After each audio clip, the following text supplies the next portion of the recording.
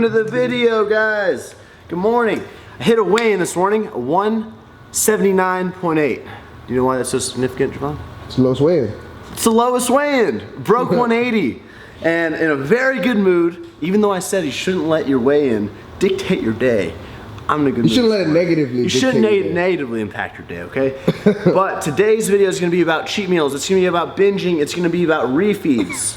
So, what? Hit my lowest weigh-in. It's gonna be about cheat meals now. Yeah, it is. So, if you're interested, if you're interested, you're watching this video, right? But to watch that talk, go ahead and skip forward to the time frame right here in between my hands. I'm putting the timestamp there because we are going to do all that today. But first, we're going to go through the day, get this workout in, do a bunch of stuff. It's a very busy week. We have Alphalete launch this Saturday, and to be honest, we are a little bit behind, and things are sort of out of our control. It's pretty stressful, high stress week right here. But I'm going to go into detail about the business this week, about kind of like everything that has to do with the launch, how we do it all, and yeah, there's a lot to do this week.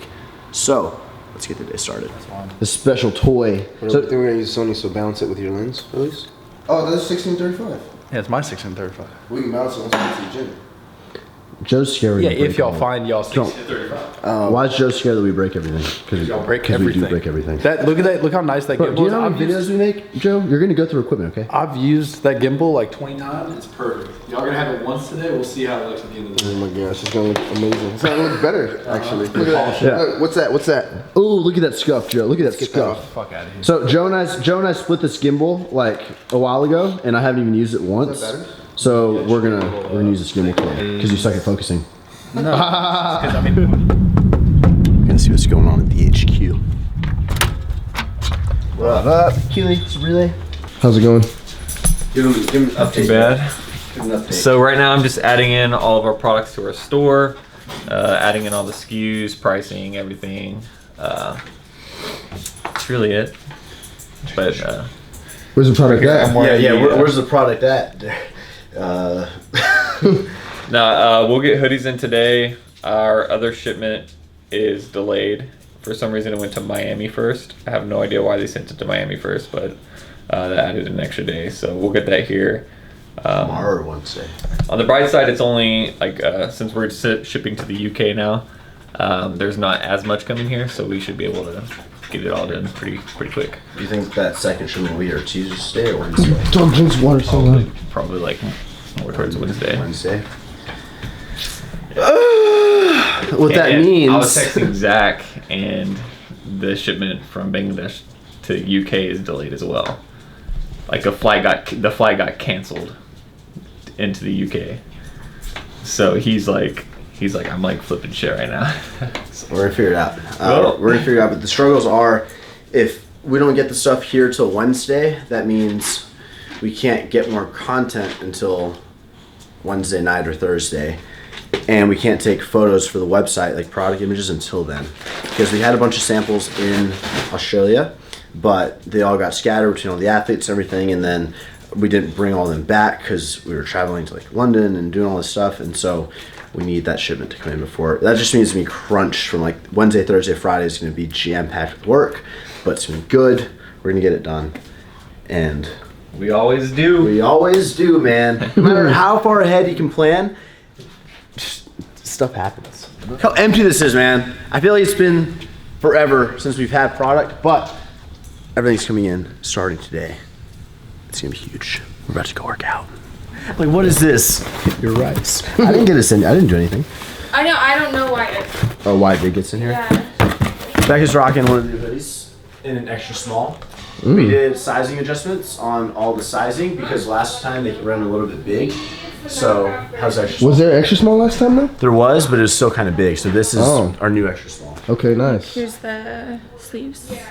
Yeah. And Sophia has one on too, so we can report. Sophia, yo, Hi. show us your hoodie. Nice. Very usual. We do the rotation, the model thing. Swag.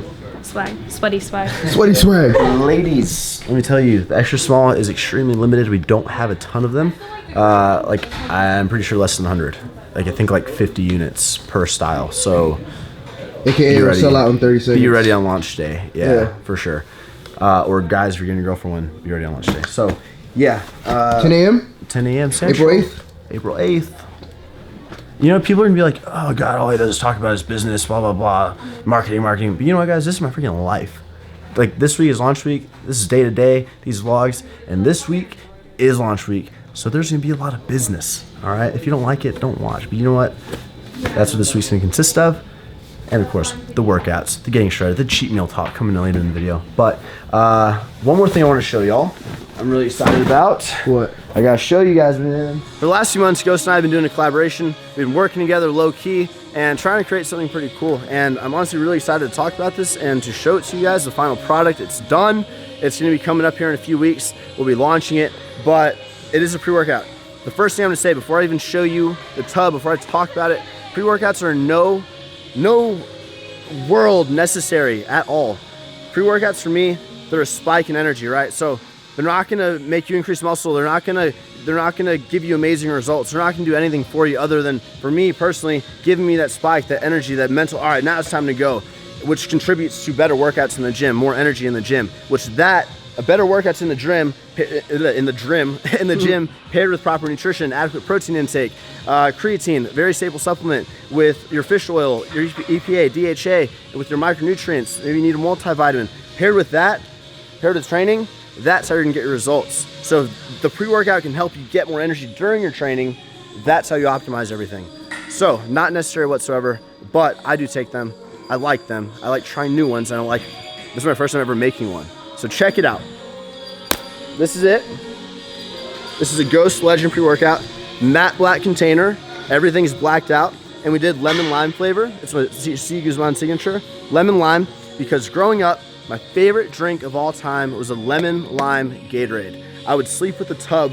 We would make it with the powder. I would sleep with the tub by my bed every single night and drink it all night, and it's my favorite one. So we have nailed the taste down. It tastes like the lemon lime Gatorade, and this is more potent than the standard Ghost Legend pre-workout. So in here we have 237 milligrams of caffeine. I was like, man, guys, if it's gonna be mine, I need to make it a little bit stronger. I drink monsters here. I drink a lot of caffeine, so I need to make it a little bit stronger. 237 milligrams caffeine. We have 4 grams of L-citrulline, which is equal. People don't know this. People do not understand this, but L-citrulline is a pure form of citrulline malate. So everyone's like, oh, you need 8 grams of citrulline malate. Fine, that's the dose, right? 4 grams of L-citrulline is equal to 8 grams of citrulline malate. But the difference, L-citrulline is more pure. It's not as hard on your stomach. If you have 8 grams of citrulline malate, your stomach's gonna feel like crap. You're gonna feel terrible. 4 grams of L-citrulline, it's more pure. It's a purified form of citrulline malate. So we have the equivalent to 8 grams of citrulline malate in here, 237 milligrams caffeine, and it is a very, very good pre-workout. For pump, you have agmatine, we have norvaline, and we have, one more, which one was it? The Alpha GPC. Those are all pump nitric oxide things that contribute into an amazing pump. So I'm really excited about this, launching later on, but I still have to show you that. That's what I'm gonna take today. I don't even need a program, I'm talking like crazy. That's what I'm gonna take for today's workout. I'm just excited about the product. And it tastes amazing. And it tastes amazing. It's literally the lemon lime Gatorade. I promise. If you guys have tried the Warheads, you know that Ghost, like, the flavor's on point. We have nailed that flavor down. So that's gonna launch, I believe, April 12th. We're gonna work out right now. Awesome. Are you gonna work out today or just kind of come by to see it? I just wanted to come by. I don't have time because I have to go catch a flight, but I just wanted to stop by before. Well, it's a pleasure to meet you. Oh, I'm so excited. Yeah, let's grab a photo. What's up, Hyro? We're here at Alphalete. We got Ava right here. And sorry you couldn't make it out, man, but next time we come to Chicago, we'll come say what's up or come down to Alphalete. All right, what's going on, guys? Welcome to the commentary. Today I'm gonna take you through the entire back workout that I did. Worked out with Taylor, and Javon and I used the gimbal. So if you guys like the shots, if you feel like they're kind of smooth and nice and kind of, what's the word? Like fluid, then give this video a thumbs up. All right, so I'm gonna take you through the workout. The first movement that we did was a rack pull. On the rack pull, it's essentially the top half of the deadlift. It's gonna sort of take a little bit of hamstring, a little bit of glute out, and really put all the emphasis on your back, which is a training focus for this workout for me. So rack pulls, I did 365 pounds for 4 sets of 6 to 8 reps. On the rack pull, I just focus on keeping my chest up and my arms straight. I try not to bend my arms and put myself at risk of injury for a bicep tear. I try to keep my shoulder blades retracted the entire time, the entire duration of the movement, and I keep my head neutral. Exercise number 2 was a neutral grip pull-up. Every once in a while, instead of doing a wider grip pull-up, I'll do a neutral grip. Neutral grip does incorporate a little bit more bicep, but I try to keep my thumbs over the bar and just focus on pulling my elbow down so I can feel a contraction in my lats and mitigate any sort of forearm and bicep involvement. But naturally, a neutral or an underhand grip would incorporate more bicep than a wide grip.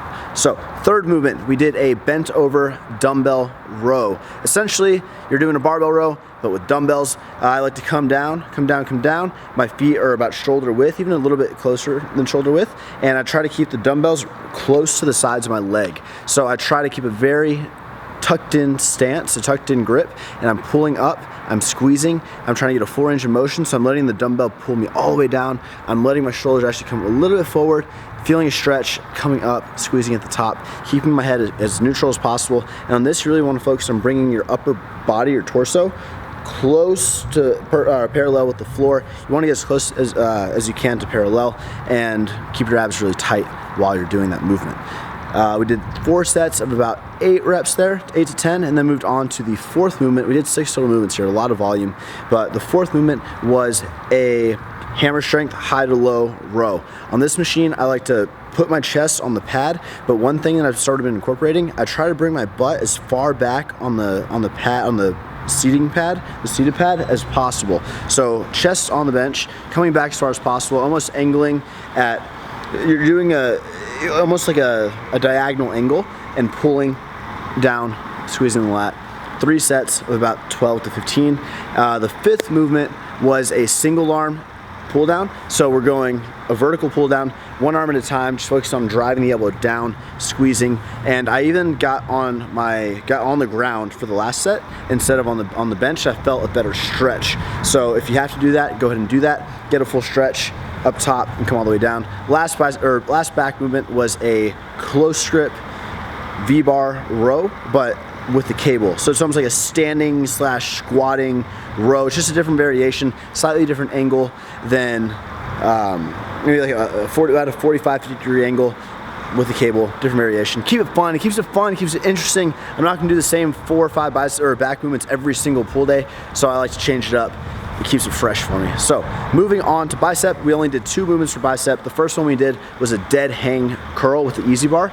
Now we did 4 total sets. 2 sets were with 2 10s on each side. That was our heavier 2 sets. We went 1 set close and 1 set wide, and then we dropped the weight down to 1 10 on each side and did again 1 set close, 1 set wide. Now I had Taylor and I helped Taylor also on the last 3 or so reps of every single set. So we're going until failure, right? Until you're doing by yourself until you completely can't go anymore.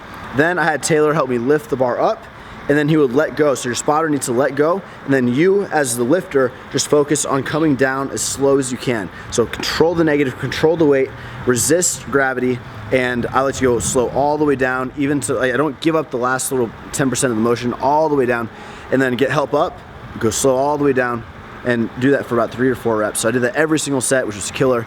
And then we moved on to the final bicep movement, which was a hammer strength dumbbell curl, both arms at the same time. I went a little bit heavier, and so I like to use a little bit of momentum to come up, as long as my back was not breaking perpendicular, so my body is not leaning backwards. As long as you're not doing that, then you are all clear. So 4 sets of that, and then I did an ab superset. We did a rope curl, just focusing on feeling a stretch at the top, squeezing at the bottom.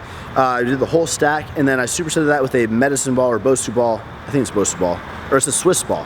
The Swiss ball crunch, just body weight. And guys, those are so killer if you have not tried that. Because you're on a Swiss ball, you're able to really feel a stretch versus a normal crunch. And that was it. Just go to failure on that. That was the workout. Stay tuned for the refeed talk coming at you. Post-workout meal, I couldn't even wait for Javon to get here. She drove separate cars. I've got a P28 wrap. It's got 28 grams of protein, 4 ounces of lean ground beef, 964, a serving and a half of the fat-free mozzarella cheese. That tortilla has 28 grams of protein? Yeah. Dang. Yeah. That's crazy. Yeah, that's insane. Tastes good. We are at McDonald's. The title of this video is about cheat meals, it's about refeeds, it's about binging, and I'm about to get my thumbnail here. right? What better place than McDonald's? So instead of ordering the food and letting it go to waste, because I'm not gonna eat it, it's not time for my cheat meal, which I'm about to dive into. I brought Joe, Taylor, and Javon. I'm buying them dinner, and I'm gonna take a photo with their dinner before I talk to you guys about all this stuff. So here we go. But I don't need to see your size. Don't need it. Sorry. What are you gonna get? Bro, I haven't eaten McDonald's in so long. I know it's been a while. Same here. Okay, I got you. What do you want, Javon? What'd you get? Just whatever you guys don't get, so that there's a variety. Okay. Imagine ketchup, bro. Can't do it without ketchup. Cheat meals, refeed, and binging. First of all, I had 2 chicken nuggets for the thumbnail. We're gonna jump right into this. Here we go. I have my list on my phone. I just got all my ideas together earlier. So if you see me looking at my phone, that's what I'm doing, okay? Number 1, all of us, if you're dieting for 8 weeks, 12 weeks, 16 weeks, Sorry, bless you, bro. I got allergies. You're gonna crave sweets. You're gonna crave a burger. You're gonna crave those meals the meals that you start craving and you miss and you want to satisfy yourself. It is completely natural to start craving those. You have like the IIF, bless you, bro. You have the IIFYM, flexible dieting, where you're counting your macros, you're doing MyFitnessPal and all that. Then you have like the old school sort of bro coaches. They give you meal plans. They say you're gonna have 7 meals a day, chicken and rice. Then you're gonna have beef and sweet potatoes. Then you're gonna have ground turkey, 99.1 ground turkey with whatever. And you eat the same things every single day, right? You have that style dieting and you have flexible dieting. Now, if you're able to fit more variety into your day, into your macros, you're gonna have less cravings versus if you're completely limiting yourself and you are neglecting all these other foods and you're only eating what's on your meal plan, right? So I just wanna say that flexible dieting is gonna allow more variation. It's gonna be more sustainable. You're gonna be able to fit more in and overall be more well balanced. Okay, so that's the first thing I wanna say. Next, let's compare refeeds to cheat meals. Cheat meals are, might have a bro science coach or old school coach say, all right, on Saturdays, I want you to go have a cheat day. Every Saturday, it's gonna help spike your metabolism, blah, blah, blah. Now, or I want you to go have a cheat meal. Here's the issue with that. There are no limitations. A cheat meal could be 1,000 calories, it could be 2,000 calories. If you get crazy, it could go even further. It could be 150 grams of fat. You have no you have nothing to measure it. Versus a refeed day. A refeed day is when you have set macros where you typically increase your carbs, which I'll get into, but that is on purpose. That is controlled. That you can manipulate that for benefit. A cheat meal, or a cheat day. God, cheat days are like just a different. That's terrible. But there's no control. There's no manipulation. So I completely do not recommend having cheat meals. I haven't had a cheat meal in I don't know how long. If I'm dieting, I try to either fit in my macros or be reasonable with myself or assign myself a refeed day. Don't just go out and binge for a whole day. Now, if that does happen, okay, I'm not saying you have to be perfect all the time, right? So if that does happen, if you have a day where you go off the rails, you fall off the wagon, right? You just fuck up your diet. What do? Nothing. The next day, put it in your past, forget about it, pretend like it didn't happen, and you can continue back on your diet just like you were, back on your training, back on your cardio. Your body will eventually balance out. Hopefully it wasn't too much damage, but you just keep doing, you're not gonna try to compensate for it and all that. You're gonna get back on what you're doing and focus on doing that. So that's my recommendation if you do fall off the wagon. Now, what do refeeds do? I want you guys to think about your muscles, right? It's a sponge. Now, as you're dieting, you're restricting your calories, you're restricting your carbs, you're gonna get flatter and flatter. You're not gonna have as many pumps in the gym. Your muscles they're shrinking, the sponge is shrinking, right? You're getting rid of all your glycogen. Now, a refeed day, what's that gonna do? That's gonna spike up your leptin levels, which, let me talk about leptin levels. No, I'll talk about that later. They're gonna spike your leptin levels, increase glucose absorption, so your muscle goes from a dry sponge, you're gonna fill out. In short, that's what it does. It's gonna fill you out, right? It's gonna fill the muscle bellies out, restore them, and replenish them with glycogen. Now, carbs are glycogen. Okay, how do you assign refeed days? When should you have a refeed day? How do you know if you should have one? How do you know when it's beneficial? Should you have one every single week? Here's my answer to that.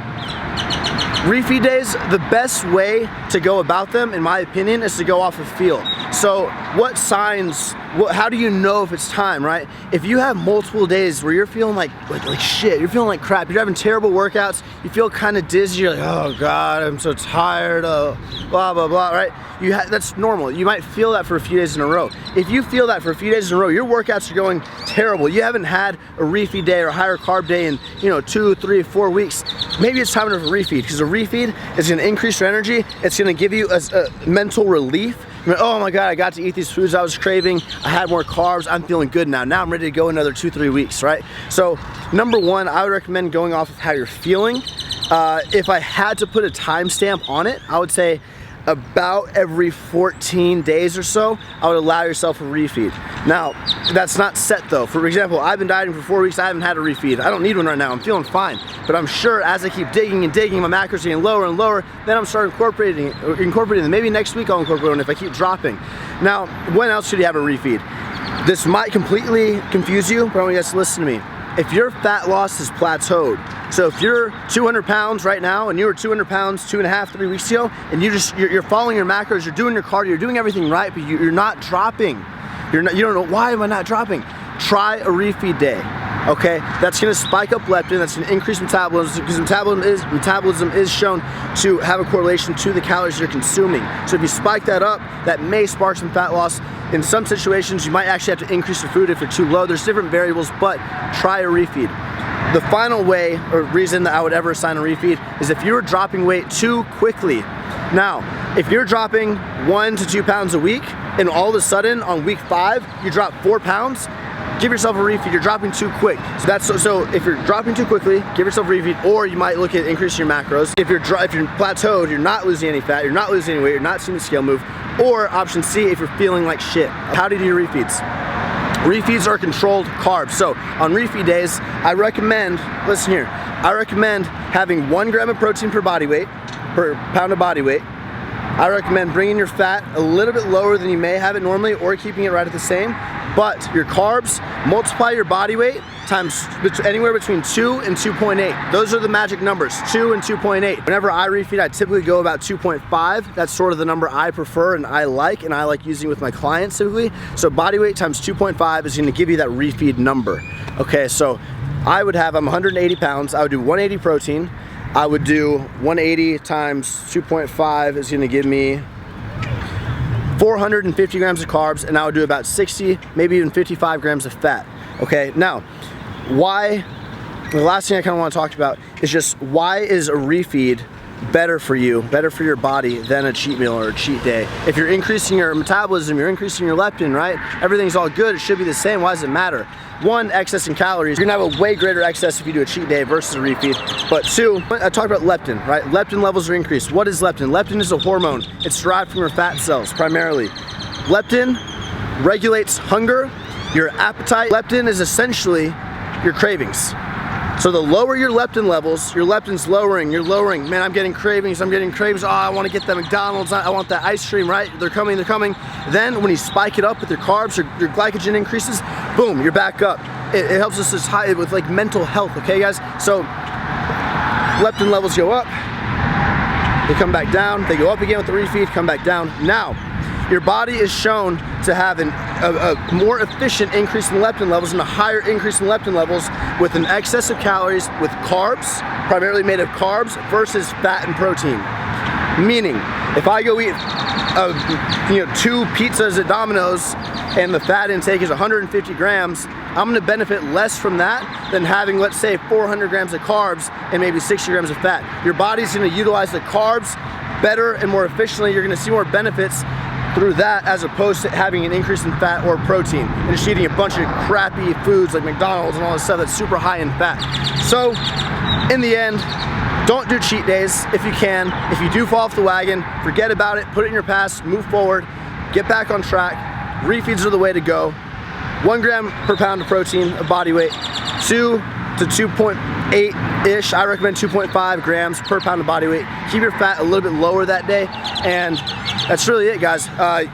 Look at when you're trying to find higher carb, low fat foods. You got rice, you have pasta, you have white rice, brown rice, you have potatoes, you have rice cakes, you have frozen yogurt. You can have some cereal, have some Apple Jacks, have some Reese's Puffs. Increase your carb intake without increasing too much fat.